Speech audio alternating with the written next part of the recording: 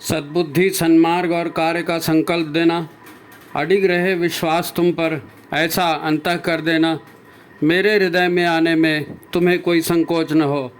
हे गुरुदेव, मुझे नज़रों से दूर कभी न होने देना। हे गुरुदेव, मुझे नज़रों से दूर कभी न होने देना। नमस्कार, गायत्री चिंतन धारा के इस सतत प्रवाह में आप सभी का स्वागत है। मित्रों, गुरुदेव माता जी का एक परिवार है। हर उस धर्मनिष्ठ और सरल सच्चे व्यक्ति का एक परिवार होता है। उस परिवार में गुरु मार्गदर्शक के रूप में होते हैं, ईश्वर मार्गदर्शक के रूप में होते हैं, और उसकी अंतरात्मा ईश्वर की लीला को देखते रहती है, गुरु की लीला और गुरु के चमत्कार को देखते रहती है, और उसको ये समझ में आ जाता है कि मुझको गुरु के इशारों पर या ईश्वर के इशारों पर या प्रकृति के इशारों पर चलना क्यों ज़रूरी है। मैं क्या हूँ, मेरे गुरु क्या हैं, परमात्मा क्या है, ये संसार कैसे चलता है, ये उसका मुख्य हेतु होता है, मुख्य विषय कि इस बात की जानकारी उसके हृदय में होती है, वो लेने का प्रयास करता है। जब ये जानकारी आती है तब जीवन सहज और सरल हो जाता है, क्योंकि हमको उन दिव्य सत्ताओं की ओर से, उन दिव्य शक्तियों की ओर से लगातार मार्गदर्शन तब मिलता है जब हम उनका मार्गदर्शन स्वीकार करते हैं, उनके ज्ञान का प्रसाद हम स्वीकार करते हैं पूरी श्रद्धा के साथ। जैसा कि शीर्षक में लिखा है कि मात्र जो है भोजन परंपरा सुधार कर हम सारी स्वास्थ्य समस्याओं से छुटकारा पा सकते हैं, स्वस्थ और प्रसन्न रह सकते हैं, केवल भोजन परंपरा को सुधार कर। अब आप कहेंगे फिर इतने अस्पताल फालतू खुल गए क्या, ये फालतू हो गया क्या, वो फालतू हो गया क्या। ये सारे तर्कों पर बहस हम नहीं करना चाहते, लेकिन जो भाई बहन गायत्री चिंतन धारा से जुड़े हैं उनका निजी अनुभव क्या कहता है। एक बहन जी का फ़ोन आया था, आज ही फ़ोन आया था, और उन्होंने कहा कि भाई साहब, जब से आपने वो वीडियो में डाला था कि हमेशा मौन मानसिक जाप करते रहें खाली समय पे, तो मैं बहुत टेंशन में थी और मेरे को यही लगता था कि कैसे होगा, और मैं बड़ी परेशान होती थी। और जब आपकी सलाह मिली तो मैंने सोचा कि चलो इसी को आजमाया जाए। तो मैं दिन भर कुछ भी काम करती थी, कुछ भी करते रहती थी, खाना बनाया, कपड़ा धोया, कुछ भी किया, तो मेरा मौन मानसिक जाप मैंने करने का अभ्यास किया। फिर जाप टूट जाता था, फिर थोड़ी देर बाद याद आता था, और फिर थोड़ी देर बाद। अभी कुछ दिन वैसा करने के बाद में मेरा सारा तनाव ख़त्म हो गया। ये तनाव का ख़त्म होना, देखो, शरीर अस्वस्थ कब होता है? शरीर अस्वस्थ तब होता है जब सूक्ष्म शरीर अस्वस्थ हो जाता है। सूक्ष्म शरीर तो मेन है, सूक्ष्म शरीर के द्वारा कार्य नहीं हो सकते, उसको अंग चाहिए, इसलिए स्थूल शरीर है। तो मेन खराबी जो है वो सूक्ष्म शरीर में होती है, मन बुद्धि चित्त अहंकार में होती है। एक बहुत सुंदर प्रसंग आया है, ये भी एक माता जी की लीला है। मैं बार बार माता जी का नाम लेता हूँ, मेरी श्रद्धा वहाँ टिकी हुई है, और मैं चाहता हूँ ये श्रद्धा मजबूत हो, और आप भी अपनी श्रद्धा को अपने इष्ट पर, अपने गुरु पर टिकाए रखें। इसका लाभ क्या होता है ये बताता हूँ मैं।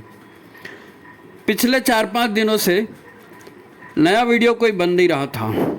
पिछला वीडियो बना था तो पिछला वीडियो इस आधार पर बना था कि हम अपने आप को जानें, हमारा इंटरनल स्ट्रक्चर क्या है, हमारे भीतर कौन सी सूक्ष्म शक्तियाँ हैं जो काम करती हैं। अब ये बहुत महत्वपूर्ण वीडियो था और ये डाला था, और इसको जैसा रिस्पॉन्ड मिलना चाहिए रिस्पॉन्ड मिला नहीं। 3 दिन में मुश्किल से 1500 लोगों ने देखा। तो जाहिर है मन में चिंता होने लगती है कि अपन इतनी मेहनत कर रहे हैं, इतना अच्छा वीडियो बना रहे हैं, फिर लोग देख नहीं रहे हैं, क्या बात है। तो इसी दौरान घर में भी, अब भाई परिवार में रहते हैं तो बहुत सारी इमरजेंसी आते रहती, तो 1 दिन गया, 2 दिन गया, 3 दिन गया, 4 दिन गया, 5वां दिन आज है। तो मैं यही सोच रहा था, माता जी से प्रार्थना कर रहा था कि माता जी देखो, कर्तव्य है, करना है, परिवार में रहते हैं वो तो कर ही रहे हैं, लेकिन वीडियो बनाना ये भी तो अपने परिवार का कर्तव्य है। तो इसके लिए अभी आपका तो कोई मार्गदर्शन मिल नहीं रहा है, और कैसे करूं, मेरे को इससे अच्छा बनाना है, कुछ करना है। तो जो उदाहरण मेरे सामने में आया, आज इसी कहानी से अपन इस वीडियो को शुरू करते हैं। इसी कहानी से वीडियो शुरू। कहानी ऐसी है, एक बहन जी है, वो हिमाचल प्रदेश की। तो हिमाचल प्रदेश में शिमला के पास किसी गांव में वो रहती हैं, और बहुत अच्छा गांव का वातावरण है, हरियाली है और पूरा प्राकृतिक। अब शिमला के पास का गांव है, मतलब हिमालय की तराई का गांव है, तो प्राकृतिक खूबसूरती और ये वो सब बहुत अच्छा है, वातावरण भी बहुत अच्छा है, खान पान बहुत अच्छा है। तो वो एक साइकेट्रिस्ट के पास, एक मनोवैज्ञानिक के पास गई थी, और वो इसलिए गई थी कि वो जानना चाहती थी कि मुझको क्या हो गया है। तो वो मनोवैज्ञानिक के पास गई और उसने बात किया। मनोवैज्ञानिक को उसने कहा, भाई साहब मैं पहाड़ी क्षेत्र में रहती हूँ, इतना अच्छा पर्यावरण है वहाँ, इतना अच्छा पानी है वहाँ, शुद्ध नेचुरल चीज़ें खाती हूँ मैं, मेरे घर में कोई एल्युमिनियम के बर्तन यूज़ नहीं होते, कोई स्टेफ्लॉन वाले, कोई नॉन स्टिक यूज़ नहीं करते, लकड़ी के चूल्हे पर मिट्टी के बर्तनों में खाना बनता है, और हम अपने हाथ से चटनी पीसते हैं, अपने हाथ से, सब नेचुरल तरीके से हमारा होता है। फिर उसके बाद मुझको कैंसर हो गया। हम लोग वो रिफाइंड तेल भी नहीं खाते जो कैंसरस होता है, वो भी नहीं खाते। तो जब इतनी नेचुरल अवस्था में रहते हैं, उसके बाद मुझको कैंसर कैसे हो गया? तो थोड़ी देर के लिए तो वो जो सलाह करता था, काउंसलिंग वाला, वो भी थोड़ी देर सोचते रहा कि क्या हो गया। तो उसने कहा कि बेटा ऐसा है कि इसका कारण तो तुम्हारे अंदर है। अब वो पिछले जन्म से आया है कि इसी जन्म का है, ये तो कोई अभी बता नहीं सकता। आपके पिछले जन्म में जाना पड़ेगा, तब समझ में आएगा। नहीं तो आप थोड़ा सा डिटेल में बताओ। तुम कहती हो कि मैं बिल्कुल स्वस्थ थी और बिल्कुल प्रसन्न थी और सब कुछ मेरे मर्जी से चल रहा था, फिर उसके बाद ये हुआ कैसे? तो कोई तो घटना हुई होगी। तो उसने एक बात बताई कि 12-15 साल पहले जब मेरी शादी हुई थी, तो हमारी गृहस्थी बहुत अच्छी चल रही थी। उसके बाद में गर्भ स्थापना हो गई, गर्भ ठहर गया, तो पति से भी थोड़ी दूरी बढ़ गई, गर्भ ठहर गया। तो बाद में ऐसा पता चला कि पति किसी और दूसरी महिला से आकर्षित है और उसके साथ वो समय भी बहुत बिता रहा है।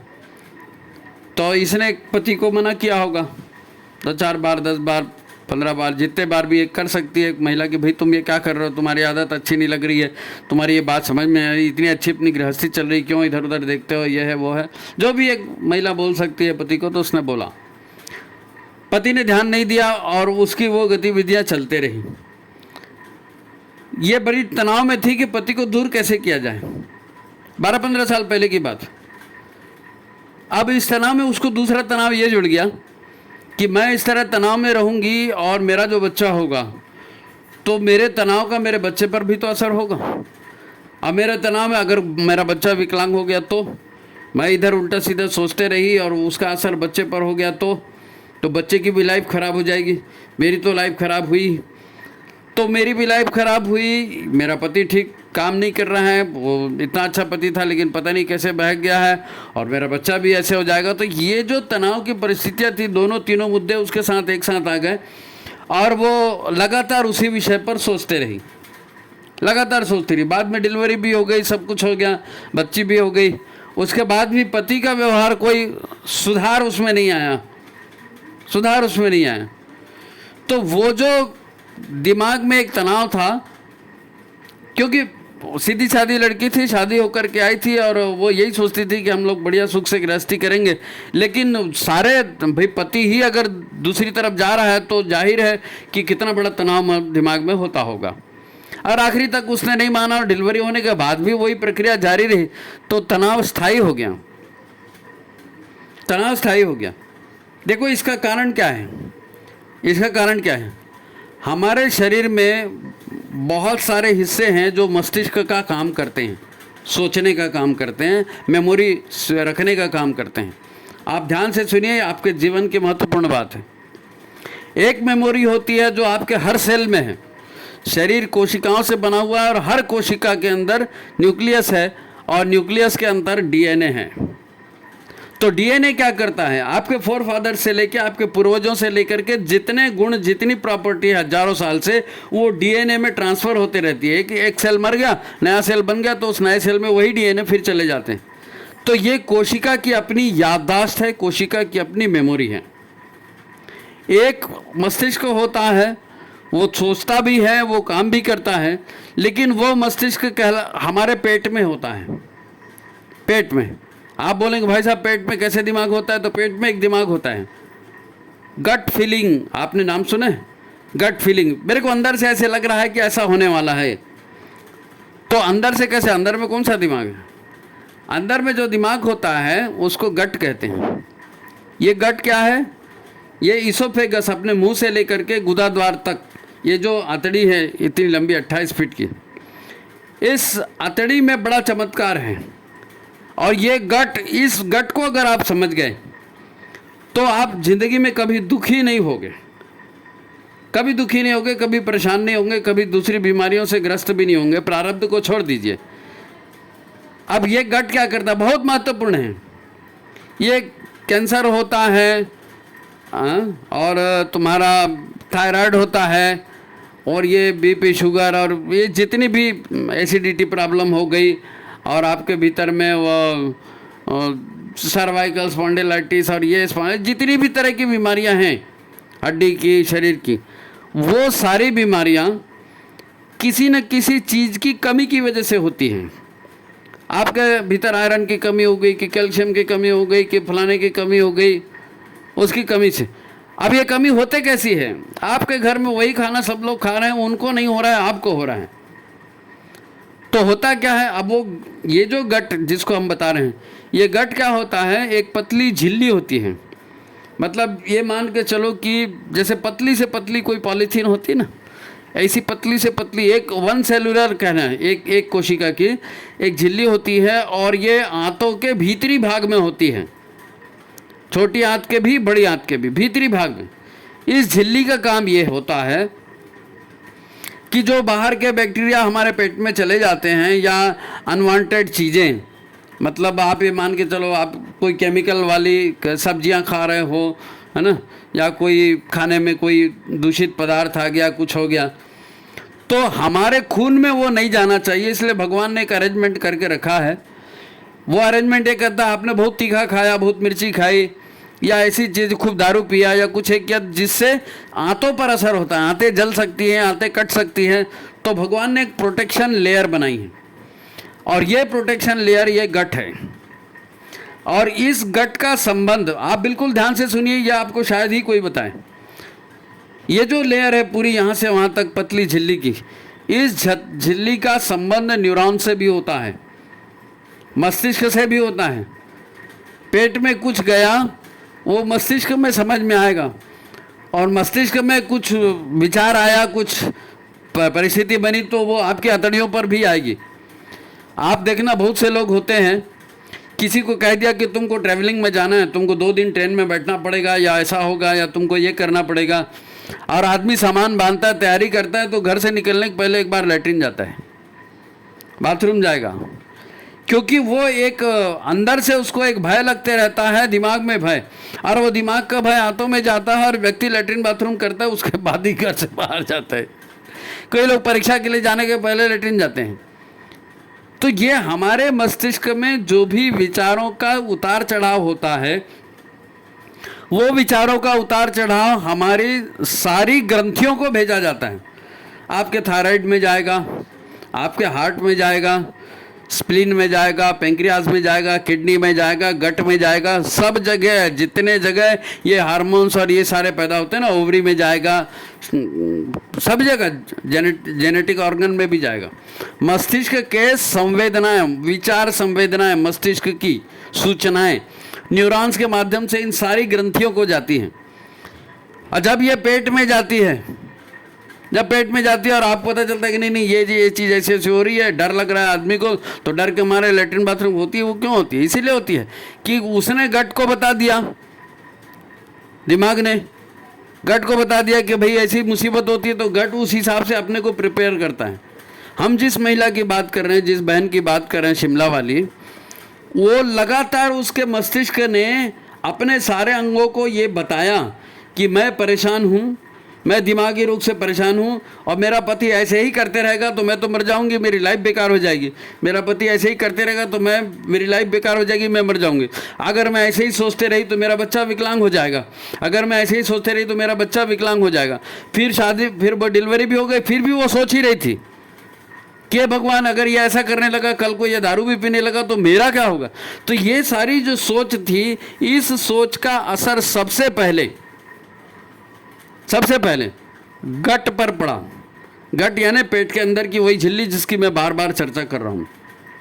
ये झिल्ली की चर्चा इसलिए कर रहा हूँ कि हमारे शरीर में उस गतिविधि को समझिए आप, कि हमारे मन का क्या काम होता है, हमारे शरीर का, हमारे इंद्रियों का, हमारी ग्रंथियों का क्या काम होता है। क्यों आपको कैल्शियम की और आयरन की और उसकी कमी पड़ती है, और क्यों आयरन की गोली और कैल्शियम की गोली खाने से वो शरीर पर असर नहीं करती है। जो व्यक्ति बहुत बीमार हो जाता है, हताश निराश हो जाता है, डॉक्टर एडमिट हो जाता है अस्पताल में, तो डॉक्टर कहते हैं पेशेंट को घर ले जाओ, क्योंकि दवाइयों को ये रिस्पॉन्ड ही नहीं कर रहा है। अब दवाइयों का रिस्पॉन्ड होना चाहिए ना। लेकिन ये सारा जो खेल है, ये सारा खेल मस्तिष्क के विचारों का है। अगर गुरुदेव कहते हैं कि मनुष्य जैसे सोचता है वैसे हो जाता है, कर जाता है ना, तो वो गणित यहाँ पर पूरा का पूरा 100% लागू होता है। जब आप तनाव के संदेश बार बार गट में भेज रहे हैं, तो गट में पूरी आंतड़ियों में 2 तरह के बैक्टीरिया होते हैं, जिसको हम, कई बैक्टीरिया होते हैं, कई बहुत सारी प्रजातियां होती हैं। आपको मालूम होगा शायद, हमारी आंतड़ियों में पूरी ये 28 फीट की जो आंतड़ी है, इसके अंदर छोटे छोटे बैक्टीरिया होते हैं। यही बैक्टीरिया भोजन को पचाते हैं। यही बैक्टीरिया आपको, अगर चिंता करोगे, अगर दुश्चिंतन करोगे और गलत खान पान करोगे, कुछ करोगे, तो अच्छे बैक्टीरिया मरते हैं, बुरे बैक्टीरियाओं की संख्या बढ़ जाती है। बुरे बैक्टीरियाओं से जहरीले टॉक्सिक पदार्थ निकलते हैं। वो जहरीले पदार्थ जो हैं वो आपके खून में जाते हैं और तरह तरह के विकार, कहीं घाव हो रहा है, कहीं एक्जिमा हो रहा है, कहीं कुछ हो रहा है, कहीं कुछ हो रहा है। तो ये सारे विकार, क्योंकि आपके गुड बैक्टीरिया जो है वो उनकी संख्या कम हो रही है, बैड बैक्टीरिया जो खराब बैक्टीरिया उनकी संख्या बढ़ रही। जो भी हम खाना खाते हैं वो खाना हम नहीं खाते, हम सिर्फ पेट में डालते हैं, जीभ से स्वाद लेते हैं, पेट भरता है, उसके बाद का क्या प्रोसेस है हमको क्या मालूम। कैसे वो खाना धीरे धीरे आगे जाता है, कैसे फैट का पाचन होता है, कैसे ये प्रोटीन और दूसरे जो एलिमेंट हैं ये कैसे हजम होते हैं, स्टार्च कैसे हजम होता है, ये शरीर के अंदरूनी प्रक्रिया हमको नहीं मालूम, हमको इसको समझना पड़ेगा।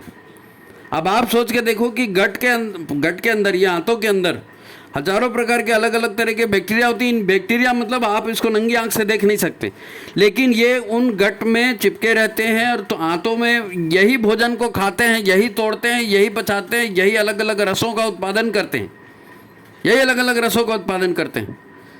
जब आपके भीतर अच्छे बैक्टीरिया होते हैं, अच्छे बैक्टीरिया अच्छे हार्मोन्स बनाते हैं, हैप्पी हार्मोन्स बनाते हैं, आप प्रसन्न रहते हैं, है ना।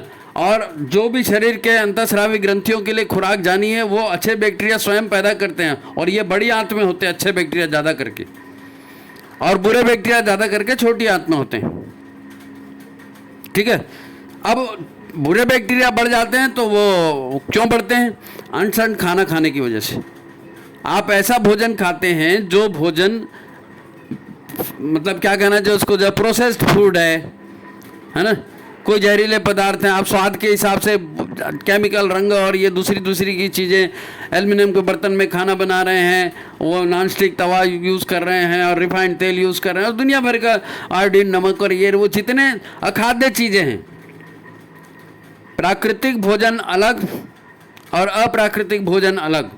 तो अप्राकृतिक भोजन करेंगे और अचिंतनीय का चिंतन करेंगे। जो नहीं सोचना है वो सोचेंगे, तो जो नहीं सोचना है वो सोचेंगे, तो दिमाग से संदेश वैसे ही आएंगे, तो भाई वो खराब वाले संदेश आएंगे, तो वो बैड बैक्टीरिया प्रसन्न होंगे कि अच्छा परिस्थिति खराब है ना, तो चलो ठीक है शरीर को ख़त्म कर देते हैं, तो वो खुद ही जहरीले पदार्थ बनाना शुरू कर देंगे। इसलिए जब दिमाग खराब हो जाता है ना, तो आदमी उल्टे सीधे विचार भी करता है, उल्टे सीधे कर्म भी करता है, और आत्महंता बन जाता है, खुद ही ऐसे काम करता है जो उसके लिए हार्मफुल हो जाते हैं। और जब आप पॉजिटिव थिंकिंग करते हैं, अच्छा सोचते हैं, ईश्वर पर भरोसा करते हैं, गुरु पर भरोसा करते हैं और तनाव वहाँ रिलीज करते हैं। जब आप गुरु पर भरोसा करेंगे, गुरु को छोड़े, अच्छा ठीक है गुरु जी देख लेंगे, अच्छा ठीक है हमारे जो है राम जी देख लेंगे, या कृष्ण जी देख लेंगे, या महादेव देख लेंगे, या जो भी आपके इष्ट आराध्य वो देख लेंगे, तो आप अपनी चिंताएं उनको देते हो और खुद चिंता मुक्त हो जाते हो। उपासना करते हैं हम, भगवान से बातें करते हैं, भगवान को अपनी समस्या बताते हैं, फिर मुक्त हो जाते हैं कि यार ठीक है यार भगवान देख लेंगे, तो हमारा काम नहीं है देखने का। तो आप चिंता मुक्त होकर के प्रसन्न रहते हैं, और आप ऐसा भोजन करते हैं जो आपके जो गुड बैक्टीरिया हैं उनके लिए लाभप्रद होता है और उनकी संख्या बढ़ती है। और जैसे जैसे गुड बैक्टीरिया की संख्या बढ़ती है, आपके भीतर में पोषक तत्वों की संख्या बढ़ती है, अच्छे हार्मोन्स की संख्या बढ़ती है, प्रसन्नता बढ़ती है, हैप्पीनेस बढ़ती है। ये मैं ही अकेला कह रहा हूँ ऐसा नहीं है, यही विज्ञान है, यही विज्ञान है। देखो आपको एक बात बताता हूँ, एक बात, आपके दिमाग में तनाव आ गया, ये जा वो बहन जी जिसका अपन उदाहरण दे रहे थे हिमाचल प्रदेश वाली का, उसके दिमाग में तनाव आ गया और वो टाल नहीं पा रही है, वो विचार भी उससे हट नहीं रहे हैं और उसका मस्तिष्क इस बात को स्वीकार कर रहा है कि मेरे अब बुरे दिन आ गए हैं और मेरे बुरे दिन आने वाले हैं और आ भी रहे हैं और भगवान जाने फिर क्या, बुरे से बुरा कुछ भी होगा। अब वो महिला सोच रही है, उसका असर किस बात पर पड़ रहा है? उसका असर इस बात, दो चीज़ों पर पड़ रहा है। एक तो उसकी भोजन करने की इच्छा नहीं होगी, दूसरा जो भी भोजन आएगा सामने में वो अनिच्छा से खाएगी, बेटाइम खाएगी, है ना। और वो जब वहाँ दिमाग में तनाव आता है तो सबसे प्रमुख काम होता है, आप बिल्कुल याद रखिए कि दिमाग का तनाव मेडिटेशन हटाने के लिए मेडिटेशन करने बोलते हैं ना। आज सारी दुनिया पागल हुए जा रही है क्योंकि विचार इतने ज़्यादा हो गए हैं, दिमाग के ऊपर विचार इतने ज़्यादा, तनाव इतना ज़्यादा हो गया है कि उसकी वजह से आज 100% लोगों को कॉन्स्टिपेशन होता है। कॉन्स्टिपेशन मतलब लेटरिन लगती नहीं है, पेट साफ नहीं होता है, क्योंकि दिमाग ही इतना, आपको लगता है हम तो नहीं सोच रहे, हमने तो अभी पिक्चर देखी, हमने तो फलाना किया, लेकिन जिस विचार को दिमाग ने ग्रहण कर लिया और उसका समाधान उसको नहीं मिला तो वो विचार तो अंदर चल ही रहा है, उसकी गांठें पड़ती हैं, 72,000 नाड़ियों में उसकी गांठें पड़ती जाती हैं। और ये गांठें जो हैं आपके सारे जो हार्मोन बनाने वाले तंत्र हैं, जो एंडोक्राइन ग्लैंड्स हैं, इन सब की एक्टिविटी को प्रभावित करती है। इसलिए डॉक्टर आपको बोलता है कि नहीं नहीं अच्छा सोचा करो, तुम ठीक हो जाओगे, तुम फलाना हो जाओगे, ताकि ये आदमी फील करे और इसकी अच्छी भावनाएं गट में जाए और गट के बैक्टीरिया सही ढंग से काम करे। अब उसके गट के बैक्टीरिया ने काम करना ठीक से काम नहीं किया, गुड बैक्टीरियाओं की संख्या कम होते गई। गुड बैक्टीरिया होते हैं बड़ी आंत में, अब उनकी संख्या कम हो गई तो छोटी आंत के आधा पका भोजन और जैसा भी भोजन था वो बड़ी आंत में तो जाएगा ही, तो बैड बैक्टीरियाओं की संख्या बढ़ गई। बैड बैक्टीरियाओं की संख्या बढ़ती है, एसिड फार्म होता है, ज़्यादा एसिड फार्म होता है तो एसिडिटी होती है ना, आदमी को हड्डियाँ गलने लगती हैं, है ना। और एसिडिटी से ढेर प्रॉब्लम होते हैं, आप जानते हो, मैं उसका उल्लेख नहीं करूँगा। तो उससे एसिडिटी से अल्सर भी होता है। अल्सर हो गया मतलब आपकी गट कट गई, गट की जो पतली झिल्ली, बहुत पतली झिल्ली है, अब अनाप शनाप एसिड बन रहा है तो कितनी झेलेगा वो, गट की झिल्ली कट गई। अब गट की झिल्ली कट गई, उसमें हो गया घाव, अल्सर बोलते हैं ना, अल्सर हाथों के अंदर अल्सर होता है। अब वो घाव हो गया, अब उस घाव में आपका चिंतन वही चल रहा है, आपका खान पान वही चल रहा है, आपकी दिनचर्या वही चल रही है, तनाव आपका वही है, धीरे धीरे वही घाव बढ़ते जाएगा, वही घाव धीरे धीरे बढ़ करके, और चूंकि आपके पास गुड बैक्टीरिया भी ठीक से काम नहीं कर रहे हैं तो वही घाव जो है बढ़ करके कैंसर फॉर्म हो गया। कैंसर का मुख्य और सबसे प्रमुख कारण यही है, अनावश्यक चिंतन, बुरे ख्याल और क्या बोलते हैं उसको, स्टेबिलिटी नहीं होना, अनिश्चितता, भ्रम बना रहना, पता नहीं क्या होगा, ऐसा नहीं ऐसा होगा, ये सारी चीज़, इनसे 100% कैंसर होगा ही होगा। मैं प्रारब्ध की बात नहीं कर रहा हूँ, ये तो क्रियमाण कर्मों की, इसी जन्म की बात कर रहा हूँ। अब उस महिला को कैंसर हुआ, वो महिला को, उसको डॉक्टर ने जब बताया, उसको जो काउंसलिंग के लिए गई थी उसने बताया उसको कि भाई इस वजह से उसको ये हुआ, तो तुम बेटर ये कहें कि तुम मेडिटेशन करो, और तुम्हारे लिए सबसे बढ़िया ये है कि तुम कुछ दिन का उपवास करो, किसी योग्य चिकित्सक के अंदर कुछ दिन का उपवास करो, और उपवास में तुमको केवल पानी पीना है, या शायद नींबू पानी पीना, इससे ज़्यादा नहीं करना।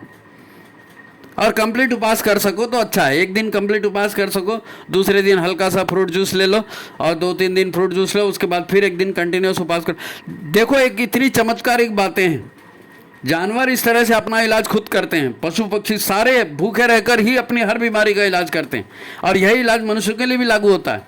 लेकिन हम तो बोलते हैं उपवास में क्या खाऊं, खोले की जलेबी खाऊं, फलाना खाऊं, ये तो फल चलेगा, ये मूंगफली का दाना चलेगा, ये मूंगफली की बर्फ़ी है, काजू की बर्फ़ी है, वो तो उपवास में चल, ये हम लोग जो है ना, ये हमारे भोग विलास, हमारी इंद्रियां हमको प्रेरित करते हैं, हम तो उपवास की भी ऐसी तैसी कर देते हैं। जब हम उपवास करते हैं, जब हम कुछ नहीं खाते हैं, भूखे रहते हैं। तो ऐसा हमारे यहाँ नेचुरोपैथी में कहते हैं कि बीमारी को भूखा मारो। जब आप भूखे रहते हैं तो भूखे रहते हैं तो उसके बाद में शरीर में करने के लिए कोई काम नहीं रहता और दिमाग शांत होता है, विचार शांत होते हैं। और उपवास करने का सबसे बड़ा फायदा ये होता है कि अच्छे बैक्टीरियाओं की संख्या बढ़ती है। और उपवास के आगे पीछे क्या करते हैं? फ्रूट जूस लेते हैं, फलों के रस लेते हैं, छिलके लेते हैं। और आपको बताऊं, आपने 1000 बार ज़िंदगी में इतनी बार सुना होगा कि सलाद खाना चाहिए, खाते समय सलाद खाना चाहिए, कि वेजिटेबल खानी चाहिए, कि सूप पीना चाहिए, कि ताज़ी फल, ताज़ी सब्जियां। क्यों? क्योंकि गुड बैक्टीरिया, ध्यान से सुनिए मेरी बात, आज का वीडियो नहीं है, ये आज की आपस की बात है। ये माता जी की ओर से विशेष संदेश आया अपने बच्चों के लिए कि बेटा अपनी तबीयत पहले ठीक करो, ये संदेश है। तो आप इस बात को समझिए कि जब आप फलाहार कर रहे हैं, जब आप रसाहार कर रहे हैं, तो छिलके खा रहे हैं, आपको लगता है कि यार ये छिलके क्यों खा रहा हूं मैं? तो छिलके आप खा रहे हो और आपका शरीर ठीक हो रहा है। क्यों? इसलिए क्योंकि ये जो छिलके हैं इसमें होता है मेन कंटेंट फाइबर। जब हम छिलके वाले फल खाते हैं, छिलके वाले फल खाते हैं, हरी सब्जियां खाते हैं, सलाद खाते हैं, तो उसमें हमको कोई बहुत ज़्यादा कैलोरीज नहीं मिलती। लेकिन यही भोजन जब बड़ी आंत में जाता है तो बड़ी आंत में होते हैं गुड बैक्टीरिया, और गुड बैक्टीरिया वो खाना नहीं खाते क्या जो हम पसंद करते हैं। हम उनको जलेबी नहीं चाहिए, उनको कोई समोसा नहीं चाहिए, उनको कोई केक पेस्ट्री और मोमोज नहीं चाहिए, फलाना ठिकाना नहीं चाहिए। हमारे शरीर के गुड बैक्टीरिया जो दिमाग को ठीक करते हैं, जो अंतःस्रावी ग्रंथियों को ठीक करते हैं, जो अच्छे हार्मोन बनाते हैं, उनको किस चीज़ की ज़रूरत रहती है? फाइबर की। फाइबर की। आपको लैट्रिन नहीं होती, कुछ नहीं होता, तो आप डॉक्टर के पास जाते हैं तो दो चीज़ें, आयुर्वेदाचार्य, मैं वो एलोपैथिक की बात नहीं कर रहा हूँ, आयुर्वेदाचार्य के पास जाते हैं, वो जनरली 2 चीज़ बताते हैं। एक तो ये बोलते हैं आप इसबगोल की भूसी खाइए गर्म पानी के साथ रात को, क्योंकि इसबगोल की भूसी 100% फाइबर है। और ये 100% फाइबर जब बड़ी आंत में जाता है तो आपके जो है ना गुड बैक्टीरिया डांस करते हैं कि ओ दिवाली आ गई, मज़ा आ गया, फाइबर मिल गया अपने को। तो बड़ी आंत में जो है गुड बैक्टीरिया वो डांस करते हैं, बहुत अच्छा वो महसूस करते हैं, अपनी संख्या बढ़ाते हैं। और वो जितनी संख्या बढ़ाते हैं उतने अच्छे हार्मोन भी डेवलप होते हैं, मोशन भी क्लियर होता है फाइबर से। जब आप फलों के छिलके और ये छिलके सहित फल खाते हैं, छिलके सहित सब्जियां खाते हैं, तो ये आपका भोजन भले ना हो लेकिन गुड बैक्टीरिया का भोजन यही है, fibre fibre fibre fibre fibre. छिलके सहित दाल खाइए, बिना छिले हुए चना खाते हैं, सब्जी बनाते हैं तो छिल करके मत खाइए। तो फाइबर आप खाएंगे, सभी के फाइबर, मैं सभी के छिलके खाने के लिए नहीं बोल रहा हूँ। अब वो आप आयुर्वेदाचार्य से अपने पूछिए किसके छिलके खाना है, किसके नहीं खाना है ना, वो अपना अलग विषय है, अपन उतना लंबा नहीं करेंगे। छिलके हमारे गुड बैक्टीरियाओं के लिए का भोजन है। अगर आप भोजन में छिलके और सब्जियां और ये चीज़ें खाते हैं, आपके गुड बैक्टीरिया अच्छे होंगे, गुड बैक्टीरिया अच्छे होंगे, अच्छे हार्मोन्स को पैदा करेंगे। और सबसे बड़ी बात ये भी होती है कि गुड बैक्टीरियाओं की संख्या बढ़ती है तो यही गुड बैक्टीरिया बड़ी आंत से छोटी आंत में भी प्रवेश करते हैं और ये गुड बैक्टीरिया बैड बैक्टीरियाओं को मारते हैं। गुड बैक्टीरिया बैड बैक्टीरियाओं को मारते हैं, छोटी आंत में घुस के मारते हैं, छोटी आंत का भी इलाज करते हैं। तो आपके भीतर में जो पाचन संस्थान है, आप भी व्यक्ति को किस चीज़ के, आपके यहाँ ये हार्मोन कम हो गया, आपके यहाँ ये लोहा कम हो गया, आपके यहाँ कैल्शियम कम हो गया, आपके फलाना कम हो गया।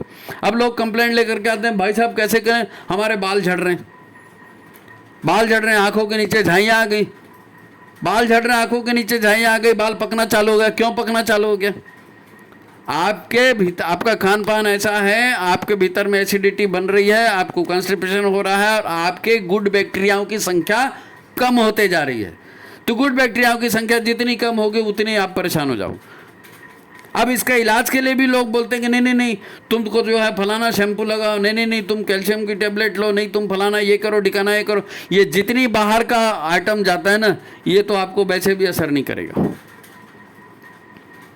बहुत तेज असर करेगा। थोड़ा सा लेंगे तो जब तक लिया तब तक ठीक है, जैसे ही बंद किया तो वो नेचुरली बनना चाहिए ना, नेचुरली वो हार्मोन्स, वो केमिकल आपके शरीर में बनाने की भगवान ने व्यवस्था कर रखी है।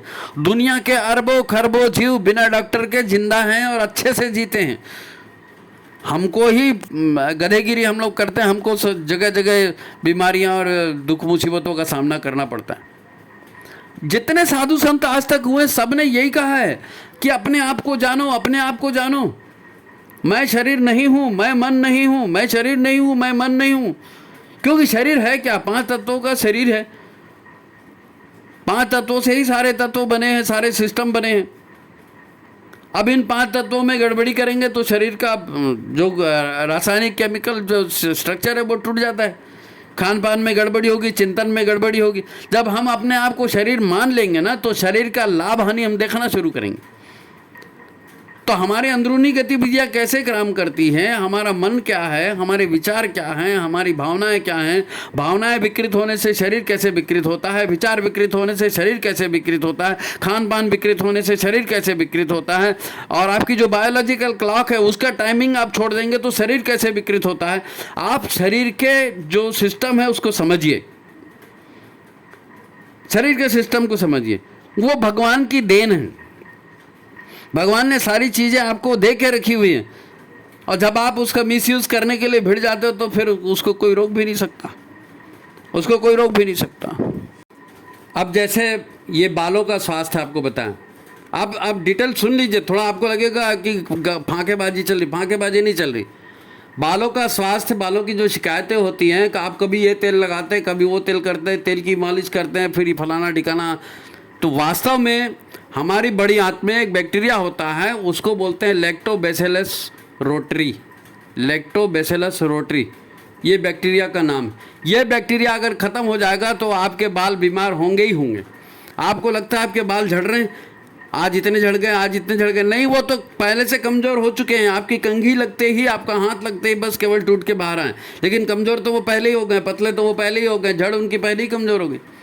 लैक्टोबैसिलस जो रोटरी है, ये बैक्टीरिया का नाम है। ये बैक्टीरिया गुड बैक्टीरिया है, ये बड़ी आंत में होता है। आपने इसको ख़त्म कर दिया। अब आप कितनी भी शैम्पू लगा लीजिए, बड़े से बड़े इंपोर्टेड अमेरिका, इंग्लैंड, चंद्रमा, मंगल ग्रह कहीं का भी बना हुआ शैम्पू लगा लीजिए, आपके बाल कभी ठीक होंगे ही नहीं। ये बाल ठीक होंगे प्रोबायोटिक फूड से। प्रोबायोटिक फूड मैंने आपको बताया, जो आपके भीतर कीटाणु हैं, बैक्टीरिया हैं, उनका भोजन। फाइबर भोजन मैंने बताया ना, वो प्रोबायोटिक भोजन है। फाइबर खाएंगे तो वो संख्या बढ़ेगी, इनकी संख्या बढ़ेगी तो ये अच्छा। इसके साथ क्या है, लैक्टोबैसिलस बैक्टीरिया जो होता है ना, ये बैक्टीरिया जब बढ़ेगा तो ये ऑक्सीटोसिन हार्मोन भी पैदा करता है। ऑक्सीटोसिन हार्मोन भी पैदा करता है। ये आपके भीतर प्रेम की प्रवृत्ति बढ़ाएगा, तसल्ली की प्रवृत्ति बढ़ाएगा, शांति की प्रवृत्ति बढ़ाएगा। अब आप सोचते हैं पता नहीं मेरे को क्या हो गया, पता नहीं मेरे को क्या हो गया। तो भाई तू अपने पेट को ठीक कर, तू अपने विचार को ठीक कर, सब ठीक होगा, सब ठीक होगा। प्रोबायोटिक फूड होता है, प्रीबायोटिक फूड होता है। प्रीबायोटिक फूड ये फाइबर वाला हो गया। प्रोबायोटिक फूड क्या होता है? प्रोबायोटिक फूड ये होता है जैसे दही है, आपने दूध को रख छोड़ा, दूध में बैक्टीरिया फॉर्म हो गए, बैक्टीरिया फॉर्म हो गए तो उसके भीतर में गुड बैक्टीरिया फॉर्म होते हैं। आप जितनी एंटीबायोटिक दवाइयाँ लेते हैं, तो एंटीबायोटिक दवाइयाँ लेने से क्या होता है, पेट के बैक्टीरिया मर जाते हैं। तो आपको डॉक्टर बोलता है ना, दही चावल खाओ, इनको दही खिलाओ। दही खिलाते हैं। कांजी वड़ा सुना है? वो कांजी है, उसमें भी बैक्टीरिया पैदा किए जाते हैं। भात की खांजी, ये छत्तीसगढ़ वाले अच्छे से जानते हैं। बासी खाना, एक दिन पहले का बना हुआ भात है, पानी में डुबा के रख दिया, 24 घंटे बाद उसको खा रहे हैं, उसमें खटास भी पैदा हो गई, सारा स्टार्च कंटेंट खत्म हो गया उसका, और स्टार्च कंटेंट जो है वो एसिड फॉर्म कर दिया उसने, और अब वो उसमें गुड बैक्टीरियाओं की संख्या इतनी बढ़ गई कि वो आपके हेल्थ को भी अच्छा रखने, वो आपके दिमाग को भी अच्छा रखते। तो ऐसा आहार आप करिए, बहुत वैज्ञानिक है वो बासी खाना, बासी चावल जो बता रहा हूँ पानी डाल के खाने के। अब आप मोटापे को ले लो, ये भी एक कॉमन बीमारी है ना, मोटापा। लोग हमको शिकायत करते हैं, भाई साहब मैं मोटी हो रही हूँ, देखो ऐसा हो गया, मैं मोटा पा रहा हूँ, ये पेट निकल रहा है, इसको कैसे करूँ, कैसे। मैं तो बिल्कुल 2 ही रोटी खाती हूँ और मैं तो शाम को खाती ही नहीं, और फिर भी ये ऐसा हो रहा है, मैं मोटी हो रही हूँ, तो क्या करें? अरे भाई, आपके गट में एक बाहरी बैक्टीरिया आ गया है, आपके गट में बाहरी बैक्टीरिया आ गया। उस बैक्टीरिया का नाम है फार्मिक्यूसेट, फार्मिक्यूसेट बैक्टीरिया। ये बैक्टीरिया जो है, हमेशा आप जो भी चीज़ खाते हो ना, बैक्टीरिया ही तो पचाते हैं ना भोजन को, तो ये बैक्टीरिया, ये जो पचाता है, इतना फास्ट बैक्टीरिया होता है कि आप भोजन खा रहे हो, उससे मान लीजिए 100 कैलोरी पैदा होने वाली है, तो ये 110 कैलोरी को पैदा करता है। ये बैक्टीरिया जो है वो कैलोरीज की संख्या आपके भीतर बढ़ा देता है। आप लगेंगे बिल्कुल मैं डायटिशियन के कहने पर इतना ही खाना खा रही हूँ, इतना ही करो, फिर भी मोटी क्यों नहीं। तुम मोटी नहीं हो, तुमको वो बैक्टीरिया मोटा कर रहा है। तो गुड बैक्टीरियाओं को अपने अंदर संख्या बढ़ाइए आप, हैं? गुड बैक्टीरियाओं की संख्या बढ़ाइए। एक दूसरा बैक्टीरिया और होता है, बैक्टेरोडेटिस। अब ये बैक्टेरोडेटिस गुड बैक्टीरिया है, ये बड़ी आंत में होता है। और ये बैक्टीरिया क्या करता है, जब वो जो बड़ी आंत से छोटी आंत में भी जाता है, इनका ट्रांजैक्शन चलते रहता है, तो ये बैक्टीरिया जो होता है आपकी कैलोरीज को घटा देता है। आप 100 कैलोरीज का भोजन ले रहे हैं तो ये उसको 90 कर देगा। वो पहले वाला बैक्टीरिया 100 को 110 कर रहा था, ये 100 को 90 कर देता है, आपकी कैलोरी वैसी कम कर देता है, मोटापा जाहिर है कम होगा। तो ये बैक्टीरिया, अच्छे बैक्टीरिया बढ़ रहे हैं, बुरे बैक्टीरिया बढ़ रहे हैं, आपका चिंतन अच्छा हो रहा है, आपका चिंतन खराब हो रहा है। केवल सोचने से और केवल खान पान की व्यवस्था ठीक करने से आप सारी समस्याओं को दूर कर सकते हैं। इसलिए वो रेशे वाले पदार्थ खाइए बोल रहे हैं, प्रीबायोटिक और प्रोबायोटिक फूड खा रहे बोल रहे हैं, तो आपको ये चीज़ खानी चाहिए। आप ज़्यादा शक्कर खाएंगे, एनिमल फूड आप खाएंगे, हैं, प्रोसेस फूड खाएंगे, हैं, और उससे खराब होगा। और प्लांट बेस्ड चीज़ें खाएंगे, पौधों से बनी हुई चीज़ें खाएंगे, फ्रूट के फलों के छिलके सहित खाएंगे, अच्छा चिंतन करेंगे। अपनी चिंता भगवान पे छोड़ो ना, जो होगा भगवान करेंगे, देखेंगे। प्रसन्न रहना शुरू करो, बी हैप्पी। बोलते हर जगह लिखा रहता है कीप स्माइलिंग, तो आप हंसिए ना, फोकट की हंसी है। हंसने के ऊपर लोगों ने विज्ञान बना दिया, हैं, लाफ्टर। तो ये जो है, ये छोटी छोटी चीज़ें लगती हैं। अब दिमाग ठीक होगा, आपके विचार ठीक होंगे, है ना, आप चिंता मुक्त रहेंगे। इसको कहते हैं ब्रेन हेल्थ।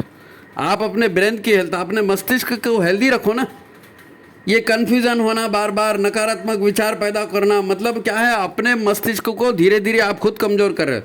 जितनी नकारात्मक विचार करेंगे, जितने कन्फ्यूज्ड रहेंगे, ये करूं कि नहीं करूं, ऐसा कर जाएगा तो क्या हो गया, फिर उसने किया तो क्या हो गया, फिर पता नहीं, दिमाग में ही सारा महाभारत चलते रहता है। तो दिमाग का महाभारत भगवान के पास छोड़ दो ना, गुरु के पास छोड़ दो। जो कर्मों का फल होगा वही आपको मिलेगा। ये एक बहुत बड़ा सॉलिड मुद्दा है। ईश्वर की व्यवस्था है, ईश्वर के हिसाब से चलेगी, बहुत सॉलिड मुद्दा है। और जो करेगा उसको फल मिलेगा, वो ये बहुत सॉलिड मुद्दा। आप इसको मानिए ना, ये सत्य है, इसको मानिए और चिंता मुक्त हो जाइए। नहीं, आप कंफ्यूज रहेंगे, नकारात्मक विचार करेंगे और हमेशा डरते रहेंगे भविष्य के लिए, तो धीरे धीरे ब्रेन कमज़ोर हो जाएगा, ब्रेन के सेल कमज़ोर हो जाएंगे। अब ब्रेन के सेल कमज़ोर हो गए, अब आपको ठीक करना है। आपको पता चल गया कि मैं बहुत चिंता करती हूँ या बहुत चिंता करता हूँ और मैं बहुत परेशान हूँ, तो क्या करूँ, तो इनको ठीक करना है। तो इनको ठीक कैसे करेंगे, तो brain drive neuro traffic factor, brain drive neuro traffic factor, ये फैक्टर है, ये एक पदार्थ है, इसकी ज़रूरत पड़ती है ना।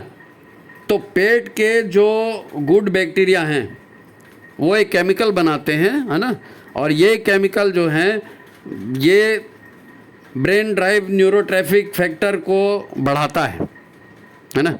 आप अपना दिमाग जो है ना बचाना चाहते हो तो प्रोबायोटिक और प्रीबायोटिक फूड लेते जाओ, पेट को साफ रखो, विचारों को दूषित मत होने दो, ज़्यादा सोचो मत, गुरु पर विश्वास करो, कर्मफल पर विश्वास करो, शरीर ठीक होगा। आध्यात्म के जीवन में लोग आगे बढ़ना चाहते हैं और दुनिया भर का व्रत और दुनिया भर का करते रहती है, अपने चिंतन को ठीक नहीं करते, अपने व्यवहार को ठीक नहीं करते, कहाँ से शरीर ठीक होगा जी।